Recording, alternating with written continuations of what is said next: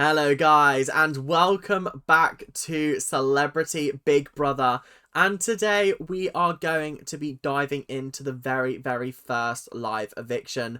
I'm extremely gutted by who went home. I have to be honest, I think they would have brought a lot more to the house if they were given more time in there, but then again, what are you going to do about it? It is what it is. They're only in there for 19 days, so it's not like we would have gotten that much longer with him, do you know what I mean? So, effectively, we are going to be talking through some talking points, some controversial moments, and also the live eviction, so make sure you stay tuned to see all of my thoughts and feelings, and at the end, I'll let you know how I'm feeling about everybody currently, and who is in danger going into week 2. So, the episode started with the power outage task, and I thought it was good. The fact that we're on day 4 and we're having our first task is good. Previous Big Brother series on ITV have been introducing them as early as day 2, so I feel like it's good to sort of give them enough time to get to know each other and then start to throw like random things their way to keep them entertained. Sometimes I do agree that the tasks are too much, but you got to remember they're in there for 24 hours a day. They're bored. The tasks are something fun to do sometimes. Sometimes they're boring, but sometimes they are actually quite fun. So, we are going to talk about the power outage, and it started off with the celebrities genuinely thinking that the power had gone out, which was really funny. And then they were told, no hot water, no kettle, no toaster, no nothing that requires energy, no hairdryers, no nothing. However, using your star power, you can power the devices. And I sat there and I thought, this is just an excuse to get these celebrities to provide entertainment. Do you know what I mean? So they got Chesney up on the microphone singing I Am the One and Only over and over and over again. Because as long as he was singing, the hot water was running. So they just kept playing it over and over again. He played it about 9 or 10 times whilst everybody had a quick shower. It was so genuinely funny to just watch him running around the room going, I am the one and only. And I was like, damn, you know what? He still got it. He still got it. He did at one point jump off of the table and land funny. He might have twisted his ankle. I don't know. But either way, very entertaining. And honestly, a pretty great start to the episode, I can't lie. So up next, we had Michael delivering an impassionate speech about what he would do to make Great Britain great again. And I was like, this is a trap. This is an absolute trap for him. And actually, I felt like he handled it really well. I feel like a lot of the times we lump Conservatives and the sort of right-wing MPs in this country all in the same kind of barrel, and we don't allow them to explain themselves before we jump to conclusions. And that is exactly what we saw today. It was really disappointing to see certain people listening attack him by manipulating what he was saying, and I'll get into that in a little bit. But he started off by talking about HS2, which is like a high-speed railway system between London and Manchester. I don't know too much about it, I have to be honest, but as far as I'm aware, it was scrapped and then it was brought back again, but now it's not going that far and it's not as good as it was. I don't quite know. I don't quite understand. It's not my area of expertise. I'll get on a train, do you know what I mean? It's not the end of the world. But obviously, he was talking about it. He kept it light. He kept it humorous, which was good. And I was like, this is quite entertaining. Like, I'm actually enjoying listening to him talk. He is a Teemu Boris Johnson, but at least he's got, like, the wit and charm to back it up, whereas Boris Johnson's lost all of that since the pandemic. So then it was moved on to the topic of the EU, and I was like, okay, again, he's talking passionately about it. I might not agree with him, but he's talking passionately. He's keeping it light. He's keeping it entertaining. And then this is where it got really sticky, because I was really hoping that they'd avoid this conversation, because it obviously puts him in a very difficult position. But Chesney was like, oh, so what do you think about immigration? And I was like, oh, this is a trap. This is a trap for him. And you know what? He navigated it very well. He spoke about the fact that technically he is an immigrant and the fact that he is of French descent and he is obviously of Jewish descent, neither of which are native to the UK. So therefore, he understands the immigrant struggle of coming to a new land, etc. He doesn't obviously understand it because it happened to him, but he sympathizes with it because that's his heritage as well. And then he said something along the lines of, however, Jewish people knew to do as the Romans do, come into a country and basically just live life the way that they live it. And I was like, yeah, that makes sense. If you go to a new country, you have to adapt to their way of living. That makes sense. And then this was what really wound me up, because I was like, okay, you've turned it into something that it's not. And I actually felt really, really bad for him, because Trisha tried to vilify him in front of the entire house by being like, that's sounding a little bit Islamophobic. And I was sat there like, okay, I can see how you've done a dot to dot there and you've skipped many stages, sure. But he then fired back, when did I mention Islam? Like, what? What are you talking about? And I was like, okay, I can understand why she's thinking that.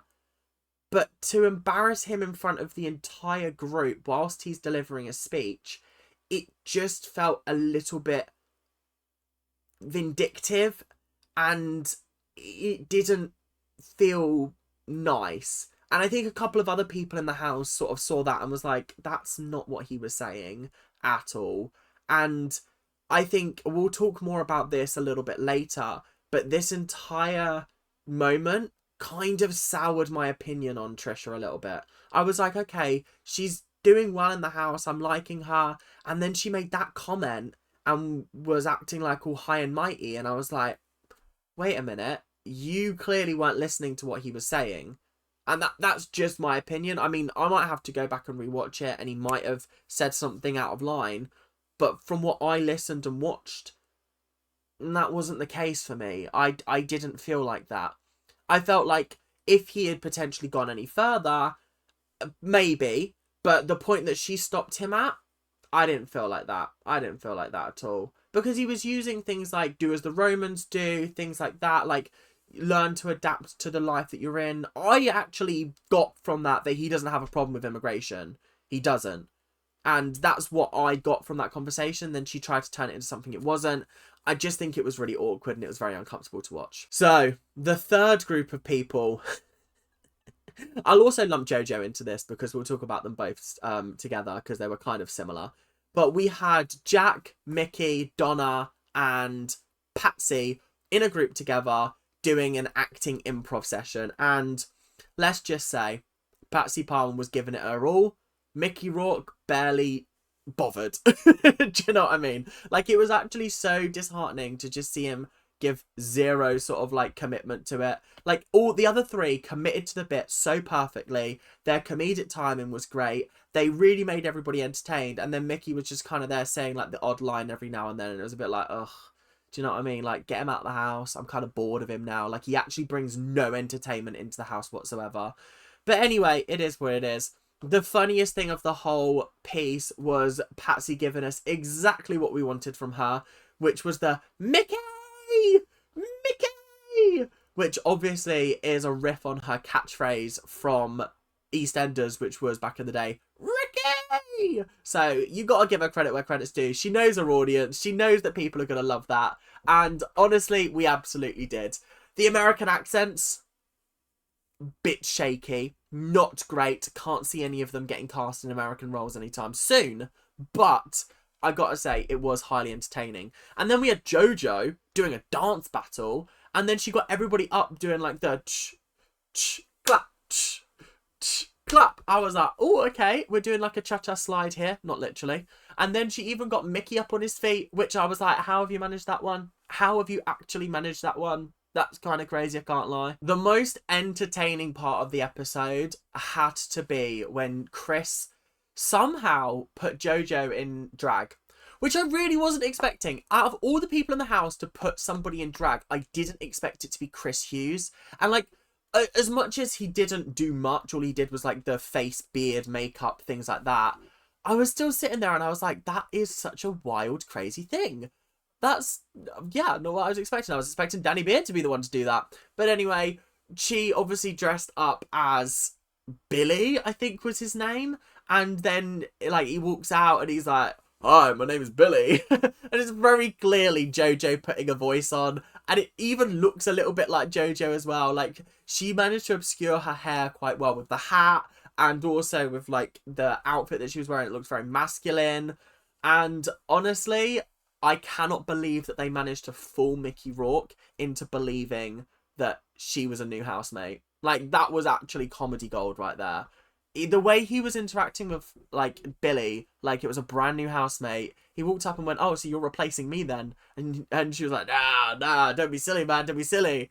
It was so funny. But then, of course, Mickey has to take it too far and is a little bit rude to some of the other housemates. He calls out Patsy in front of everyone for not being able to cook.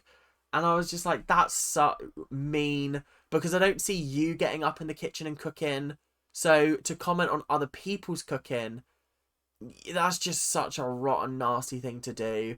And unfortunately for Mickey, now that he's made it through this eviction, he's just going to get put up again and again and again and again. And every single time he's going to want to go. And it is kind of just like a little bit boring.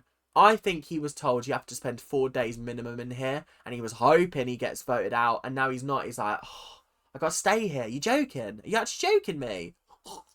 But yeah, either way, hysterical moment with Billy and Mickey. I like JoJo so much at the moment. She's really, really showing a different side to her.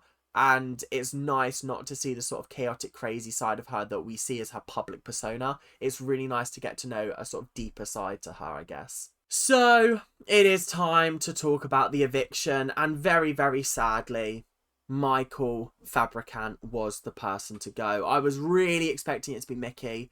But when I was seeing some of the polls online and Fabricant was lagging behind, I was like, not ideal. Not ideal in the slightest. Out of the three, he was the most entertaining. I think a lot of people potentially didn't vote him because he's a Conservative MP. I think a lot of people, you need to assess the entertainment value of someone rather than their politics. That's just my opinion. Like when Nigel Farage was in the jungle, he weren't very entertaining. And I didn't want to keep him in. But Michael Fabricant, absolutely. I would love to keep him in. He was hysterical. He was absolutely hysterical. I mean, he came out and he was like, did you see me as Torchy the Battery Boy? And I went, what? What do you mean Torchy the Battery Boy? Also, we've got to talk about how they're doing the exit interviews on the main show, on the stage. Thought that was really, really cool, actually. It added, like, just so much more ambiance to it than it being in a sort of sterile environment where it's like, oh, we're in the Late and Live studio now on Late and Live.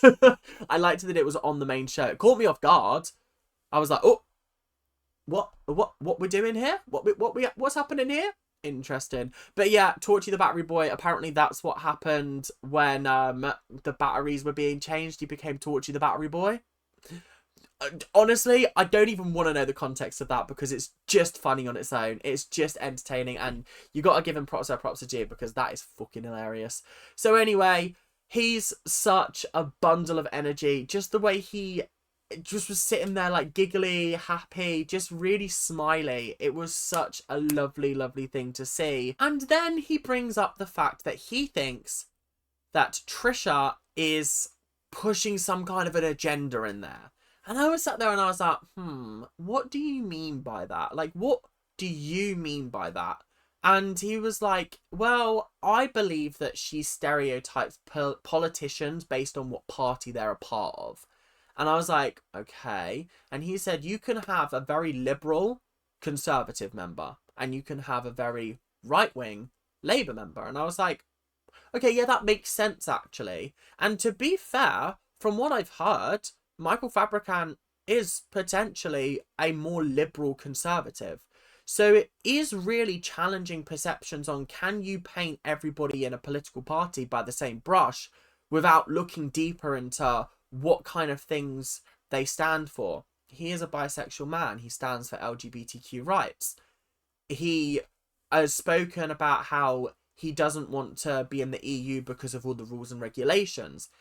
He didn't mention anything to do with like immigration or anything like other politicians have. He was like, there's just too many rules and regulations that stop our businesses from growing. And I was like, yeah, fair and valid. Okay, you are explaining yourself really well. And then he was like, but Trisha ruined that moment for me by making it about something that it wasn't. And I was like, do you know what? Again, fair and valid. You are entitled to have your feelings about the fact that she ruined that moment, because I'm not being funny. It was your chance to shine. It did just feel like potentially Trisha wanted a little bit of screen time. I don't know whether it is as sort of nasty and vindictive as sort of, I want screen time, so I'm going to ruin this moment for you. But it did come across to an extent like that. And I was upset for him because it was very clear that he was trying to dance around the issue of immigration, because he's like, do you know what? Immigration's a very tricky subject. Nobody really wants to talk about it. Let's keep it light. Let's talk about my experience with it. And then she turned it into something that it wasn't. That's just how I feel about it. But that is all we've got time for today. Just some quick funny moments before we finish up. There was a great conversation between Chesney, Jack and Michael where they talked about their favourite reality shows.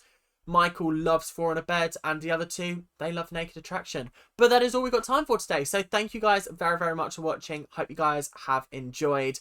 Make sure to keep on ranting and like, comment and subscribe. Do all that YouTube stuff that you guys do so well. And I will see you guys later. Keep on ranting. Bye now.